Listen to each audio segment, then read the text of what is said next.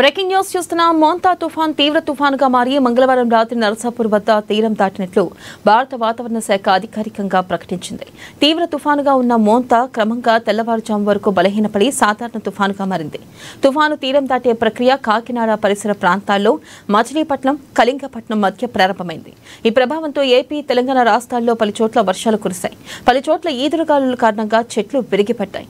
అధికారులు నష్టాలు అంచనా వేస్తున్నారు. ఇక మోంతా తీవ్ర తుఫాను ప్రభావంతో ఆంధ్రప్రదేశ్ విమానాశ్రయాల్లో కార్యకలాపాలకు తీవ్ర అంతరాయం ఏర్పడింది.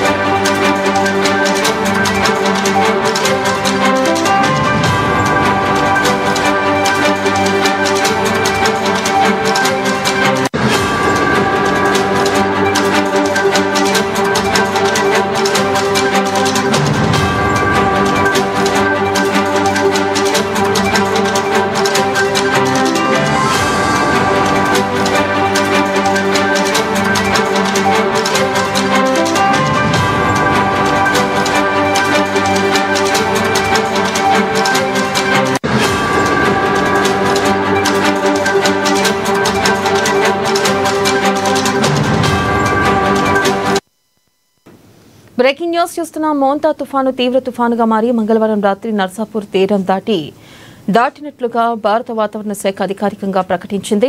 ఇక తీవ్ర తుఫానుగా ఉన్న మోంతా క్రమంగా తెల్లవారుజామున వరకు బలహీనపడి సాధారణ తుఫానుగా మారింది. తుఫాను తీరం దాటే ప్రక్రియ కాకినాడ పరిసర ప్రాంతాల్లో మచిలీపట్నం, కళింగపట్నం మధ్య ప్రారంభమైంది. ఈ ప్రభావంతో ఏపీ, తెలంగాణ రాష్ట్రాల్లో పలుచోట్ల వర్షాలు కురిశాయి. పలుచోట్ల ఈదురుగాలుల కారణంగా చెట్లు విరిగిపడ్డాయి. ఇక అధికారులు నష్టాలు అంచనా వేస్తున్నారు. మోంతా తీవ్ర తుఫాను ప్రభావంతో ఆంధ్రప్రదేశ్ విమానాశ్రయాల్లో కార్యకలాపాలకు తీవ్ర అంతరాయం ఏర్పడింది.